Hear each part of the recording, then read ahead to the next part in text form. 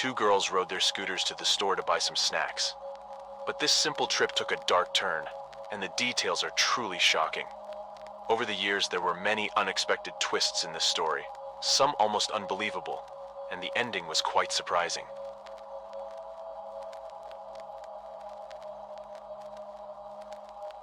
Michaela Garecht was born on January 24, 1979, in Oakland, California. She was the first long-awaited child her parents had been hoping for, after 5 years of trying. Later, Michaela's parents had two more children, and they all moved to a quieter town called Hayward. It was a peaceful place for their growing family. Michaela was a typical, cheerful child who enjoyed playing with her siblings and spending time with her best friend, Katrina. These girls practically lived across from each other, so they were constantly visiting and playing near their homes. On November 19, 1988, when Michaela was 9 years old, she and Katrina were running back and forth between their houses, trying on different outfits for a school performance. It was a joyful day, as it marked the start of Thanksgiving break. Around 10 in the morning, Katrina's dad gave her $5 to buy some candy.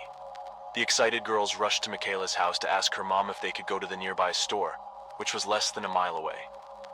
Michaela's mom had doubts about letting them go because both girls were only 9 years old and they had never been to the store alone before.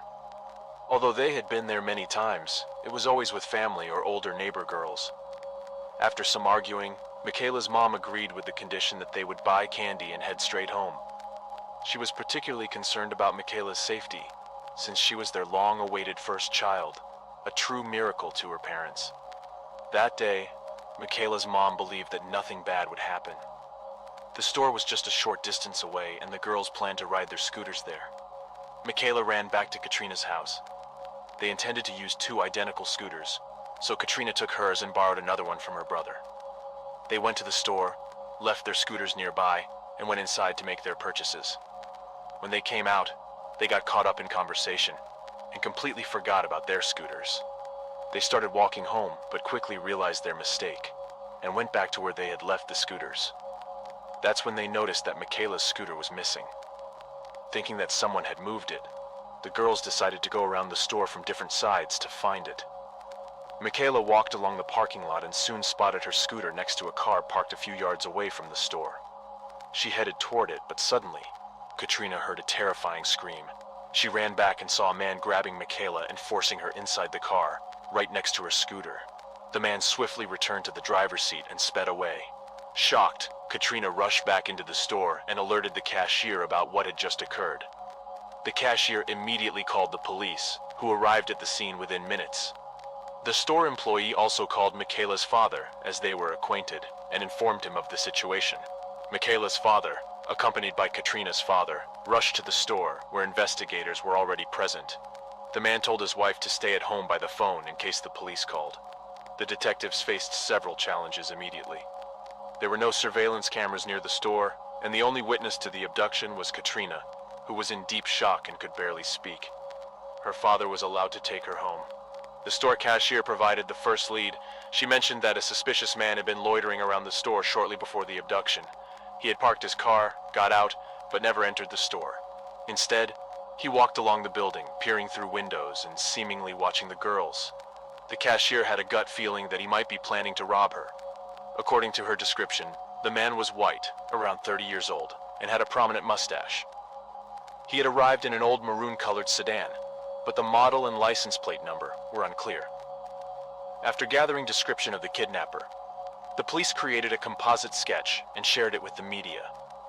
News of the abduction quickly spread throughout the city and even beyond, leaving people shocked that such a brazen act could occur right near a busy part of town. They also disseminated the sketch and a description of the suspect's car to hundreds of patrol officers across the county. Officers began pulling over any vehicles matching the description in the hopes of finding the girl alive. Meanwhile, the detectives handed over Michaela's scooter to forensic experts for examination. They believed that the kidnapper had seen Michaela and Katrina arriving at the store and deliberately moved one of the scooters near the back door of his car to facilitate the abduction. This led them to think that his fingerprints might be on the scooter, and indeed, they found a fingerprint that didn't belong to anyone in Katrina's family or the 9-year-old girl. However, there was a challenge. The fingerprint was partial, making it difficult to conduct a database search. In those days, The technology wasn't advanced enough for such procedures, so the police had to rely on direct comparisons with potential suspects. By the evening of the abduction day, the FBI had joined the case, as there had been a rise in child disappearances not only in Hayward, but also in nearby cities. They suspected a possible connection between Michaela's case and these other disappearances. Despite the involvement of the FBI and extensive media coverage, there was little progress in locating the missing girl.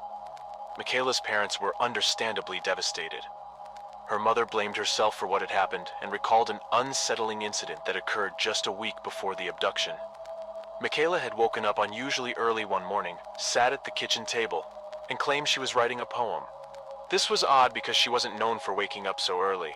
She mentioned that she had been awakened by a noise in the attic and was inspired to write a poem about people being abducted and kept in attics, not killed. At the time, her mother found it strange for a 9-year-old to express such ideas. But after the abduction, it took on an eerie and almost mystical significance. She couldn't help but wonder if Michaela had unknowingly predicted her own fate. In the 2 days following the abduction, the police put in exhaustive efforts to search for the suspect and the missing girl. However, they faced numerous challenges, and despite their best efforts, they were no closer to finding Michaela. They decided to revisit Katrina, hoping she might provide more information now that some time had passed. Here, the investigators encountered a perplexing turn of events. The girl who had witnessed the abduction and the cashier provided entirely different descriptions of the kidnapper's appearance. According to her account, the man appeared to be around 20 years old, with long, unkempt, light-colored hair that reached his shoulders, and a face covered in pimples. She also noted his blue eyes, which reminded her of a fox's eyes. Katrina also recollected some details about the car. It was a beige sedan with a boxy shape and numerous dents. The police quickly realized that the cashier had given them a description of a completely different person. Her suspicion had arisen from the suspicious behavior of a man near the store. But Katrina, who had genuinely seen the abductor, described an entirely different man and vehicle. This presented a significant challenge for the investigators. They had disseminated an inaccurate composite sketch of the suspect through the media and to patrol officers, leading everyone to search for an entirely different individual. All of this unfolded within the crucial first 48 hours following the abduction, the most critical period for a swift resolution. Based on the girl's description, they promptly created a new composite sketch and redistributed it. Additionally, the police decided to interview all men in the area with prior convictions for sexual offenses. Numerous volunteers also joined the efforts, going door to door to interview residents, in the hopes of someone recognizing the abductor or providing any other relevant information. They posted thousands of flyers featuring the girl's photo and a description of the incident. In just the initial few days, a staggering 42,000 of these flyers were distributed. After several days, they received their first intriguing lead. 3 individuals contacted them, reporting a hiking trip in a vast national park near their city. During their excursion, experienced hikers came across footprints on the ground, noticing one set belonging to an adult and the other to a child. They decided to follow these tracks, eventually stumbling upon a blanket and empty fast food wrappers in the heart of the forest. The police considered the possibility that these tracks might be connected to Michaela and her abductor. The psychological profile developed by FBI experts also suggested that the abductor would likely take his victim to a location as far removed from civilization as possible. Given the park's size and its proximity to the city, it seemed to align perfectly with this theory. Detectives decided to search the park, utilizing all available resources. They combed the ground while helicopters with thermal imaging scanned the area from the air. However, all their efforts yielded no results. They couldn't find the girl or any evidence. The police continued to search other parks, mountains, and remote locations, but all led to dead ends. In parallel, they received a staggering number of tips. Because the case received extensive media coverage nationwide, within the first month of the investigation alone, they received around 4,000 tips. Investigators struggled to follow up on each one, which proved to be highly challenging. This case was widely discussed among the residents of neighboring San Francisco and nearby cities. Even well-known figures made appeals to the public, urging people to share any information with the police. Soon, a substantial reward of $70,000 was offered. and Michaela's photograph appeared on millions of milk boxes throughout the state. Despite such widespread community involvement and an abundance of leads, detectives couldn't make any progress. By the end of December, a month and a half into the search, the police conceded that the only progress made was checking thousands of leads. Since then, there was no progress for many months. Police continued to receive numerous tips and diligently investigated each one. Even Michaela's mother conducted her own investigation, studying similar cases and trying to figure out who might have abducted her daughter. They all held on to hope that the girl was still alive, and the perpetrator was somewhere keeping her captive. In 1991, detectives turned their attention to a 43-year-old man named Timothy Binder, and the more they delved into his background, the more unsettling it became. Binder had already come under police scrutiny prior to Michaela's abduction due to his peculiar behavior. He had been sending gifts, letters, and money to numerous young girls. Some of these letters contained Bible passages, with phrases like, "I have chosen you," and "be with me" highlighted. Concerned parents of some of these girls reported him to the police, leading to an interrogation of Binder.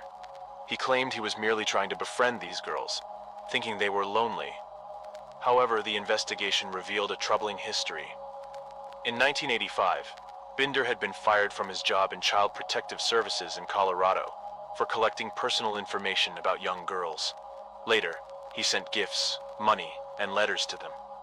During a search of his van, authorities discovered many photographs of children and Bible passages adorning the interior. Additionally, Binder had a prior arrest for attempting to lure 2 girls into his van, although no charges had been filed. What's more weird, Binder frequently visited the graves of young girls in local cemeteries, spending an unusual amount of time there. However, the situation took an even darker turn. 6 months before Michaela's abduction, a 7-year-old girl named Amber disappeared in the vicinity. Shortly thereafter, Binder reached out to the girl's mother, offering assistance and regularly visiting her home. He even wrote a letter to the police, suggesting that the next missing girl would be 9 years old. Several months later, Michaela, also 9 years old, was abducted. After her disappearance, Binder made numerous calls to her mother, visited her home, and offered his help. But the unsettling pattern didn't end there. In early December 1988, Binder sent a Christmas card to an FBI profiler he had previously spoken to. The card featured an illustration of a girl holding up 4 fingers. Shortly afterward, a 4-year-old girl went missing in the same town. Despite these disturbing circumstances, which constituted circumstantial evidence, detectives obtained a search warrant for Binder's home, where he lived with his wife. Unfortunately, they couldn't find any concrete leads linking him to any of the abductions. When news about Binder's odd behavior reached the newspapers, people began to suspect he might be a serial killer. This led to harassment and attacks on him and his family, and he eventually sued the city authorities for spreading misinformation, winning the case. Detectives continued to investigate him for several months, but ultimately concluded that there was no concrete evidence tying him to these crimes. Some detectives believed that he posed no threat to children, and his peculiar behavior might not have been connected to these cases. Consequently, the police redirected their focus towards other potential suspects. A new substantial lead didn't emerge until December 1992, 4 years after Michaela's disappearance. An inmate from Indiana serving time for robbery contacted the police claiming to know the identity of the girl's abductor. He stated that he had helped bury her body in the same park where traces had been discovered. Initially, investigators showed little interest in this tip, but the inmate wrote a letter to a prominent San Francisco newspaper. When his story became public, the police faced harsh criticism, and under public pressure, they decided to interview the inmate. He promised not only to pinpoint Michaela's burial site, but also to lead them directly to the murderer. He was transferred to California, and alongside the police, he embarked on a search mission. According to him, the body had been buried in a gladiolus field, and officers focused all their efforts on that area. The search continued for 8 hours until the inmate suddenly admitted that he simply made up the story. He explained that he had wanted to provide some comfort to Michaela's family and help them move forward. Instead, Michaela's relatives and the police were furious. For this false statement, the inmate was sentenced to an additional 6.5 years in prison, nearly doubling his overall sentence. Moreover, he was ordered to pay Michaela's family compensation of $6,000. In August 2000, a new suspect emerged in the case. Police arrested a man named Curtis Anderson, suspecting him of a murder that happened a year earlier in Vallejo, involving a 7-year-old girl. He confessed to the crime and went to prison, but detectives had suspicions that he might have been responsible for other similar crimes. For 7 years, there was no concrete evidence to support this theory until Curtis contacted the FBI. He was in poor health and wanted to confess to additional crimes before his death. According to his confession, he had killed 13 more girls and women, including the 7-year-old Amber, who had disappeared 6 months before Michaela. He provided specific details that made investigators consider his involvement seriously. However, proving his guilt remained challenging because there was no physical evidence, and they couldn't locate the victims' bodies. Talking about Michaela's case, Curtis denied any involvement, despite the similarity of his car to Katrina's description. FBI agents planned to continue questioning him, but Curtis passed away. In 2012, another potential suspect came forward. An inmate contacted the police, claiming that his associate, Lauren Herzog, bore a striking resemblance to the composite sketch of the Michaela case suspect. Detectives were intrigued because Lauren and his partner had been convicted of murders they committed together. They were suspected of killing 19 people, but investigators could only prove some of those crimes. A month before his associate approached the police, Lauren had taken his own life in prison. Nonetheless, the police decided to investigate his potential involvement. A photo of Lauren in his younger days did resemble the composite sketch, but detectives needed more evidence. They chose to excavate a well where Lauren and his partner had disposed of their victims' bodies. They found thousands of bone fragments, which were then examined by medical experts.